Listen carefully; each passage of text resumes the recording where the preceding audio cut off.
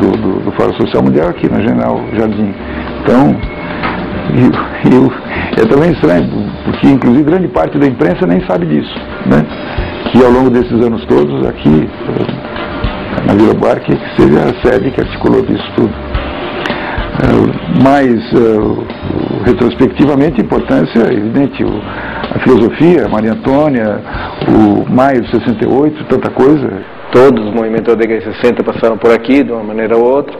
Era uma universidade muito aberta para a cidade, as pessoas frequentavam a universidade, mesmo que não fosse uma universidade, para ver filme, para participar de assembleia, para ter discussões. Em 68 teve um famoso quebra-quebra com o Mackenzie, né? com grupos que saíram do Mackenzie, grupos de direita, invadiram a universidade estava ocupada naquele momento, completamente destruída, houve um morto, feridos, enfim, foi uma situação bastante dramática, foi logo antes do AI-5, quer dizer, logo antes do período mais forte da ditadura. Aí começou, aqui foi transferido o teatro da USP, também um teatro que tem uma tradição desde a década de 50, foi fundado por Décio Almeida Prado, Paulo Emílio, enfim, toda a inteligência daquela época. O TUSP funciona aqui, funciona espaço de exposição, tem curso de difusão, tem música, a gente organiza um festival, tem uma atividade com professores da rede pública. Aqui estão as instituições, agora a Escola da Cidade, né, a mais importante, mais nova e importante escola de arquitetura e urbanismo, fica em frente ao IAB. É também o bairro que pensa São Paulo, que enfrentou essa situação toda de especulação imobiliária, desse caos urbano que se instalou aqui. Então, não há dúvida que a Vila Buarque não é um bairro, a Vila Buarque é quase uma cidade. E a gente trabalha com prevenção de ST e AIDS, e a gente conversa com os adolescentes, explicando para eles, né, o que acontece, que está na nossa realidade, né, e que a gente não pode deixar de discutir esse tema. E eu acho que é um tema muito amplo, assim, que dá para você discutir várias coisas, né, vários assuntos, não só prevenção de ST e AIDS, mas também gravidez na adolescência, vulnerabilidade, gênero, né, que é uma questão que pega muito. E esse espaço é para discutir sobre esses assuntos. Essa concentração de GLS, casas noturnas, eu acho que poderia ter um pouco mais de policiamento, um pouco mais de infraestrutura.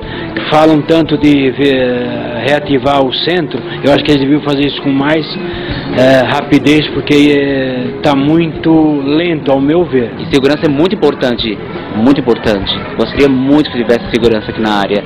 Acho que seria basicamente isso. Segurança, lugar para que se pudesse estacionar e uma conscientização dos moradores para participarem desse movimento coletivo de reviver não só a Vila Buarque, mas o São Paulo inteiro. Mas o comércio em si é muito bom. Todo mundo sabe, quem trabalha com construção, que a Rego Freitas é a rua das fechaduras, né? Então, pessoa em fechadura, e tem de todo tipo. Então, são mais de 40 entidades de classe, até a Associação Brasileira de Fogos e Artifícios fica aqui no nosso bairro. O centro, para mim, foi o lugar mais apropriado que eu poderia juntar tanto as réplicas da joia como as obras de arte também, e é onde circulasse um nível de pessoa de um nível bom, que é o material que eu vendo, que são peças até de um valor acentuado. E aqui no centro, o centro é assim, ele une o útil ao agradável. Na realidade, se essa infraestrutura que já tem fosse mais intensiva e com mais segurança, com mais detalhes, eu acho que atraria muito mais o público, porque o público hoje ainda, quando se fala em centro, a gente não pode negar, eles têm um pouco de medo. Mas a gente percebe que aos poucos as coisas estão acontecendo. Só que para nós do comércio, a gente precisa das coisas acontecerem já, né? E aí a gente está sentindo essa demora que está prejudicando um pouco. E trazer a população novamente ao centro, para que conheça São Paulo, para que São Paulo seja novamente restaurado, o centro velho de São Paulo. Aos poucos, a imagem do antigo bairro boêmio, em processo de deterioração acelerada, vai ficando para trás. Mas para mirar o futuro, é preciso começar a olhar para si e ver, afinal, o que é que a vila tem de bom. Além do trabalho desses trabalhos em cineclube, em web rádio e essas ações suportes, a gente vai trabalhar também com alguns eventos gerais que também tem esse caráter de integração com as entidades da região e com a comunidade Vila Buarque, né? Que são debates realizados, cerca de 4 debates a cada semestre a gente está calculando, que vão ser debates que são debates sobre cultura digital em geral, né? Vamos trabalhar vários temas. E além disso, a gente vai trabalhar também com mostras, né, e alguns eventos. Mostras vão ser exibições de trabalhos realizados dentro do próprio cronograma de ações do Ponto de Cultura. Então vamos supor, a gente vai trabalhar com alguns grupos, com alguns oficinas de capacitação, por exemplo, em web rádio, em vídeo. Então a gente quer que esses trabalhos sejam exibidos, sejam divulgados aqui, né, no prédio do Ponto de Cultura Vila Buarque, para que as pessoas da região possam ter acesso a isso também presencialmente, né, em eventos específicos para isso, além delas terem acesso a essas produções através do site, do portal do Ponto de Cultura, né? O Circuito Vila Buarque de Educação e Cultura, ele foi efetivado em 2001. Os principais parceiros são o Centro Universitário Maria Antônia, Ação Educativa, a própria biblioteca. Talvez é o tripé principal desse circuito, porque são as entidades que têm maior relações entre elas.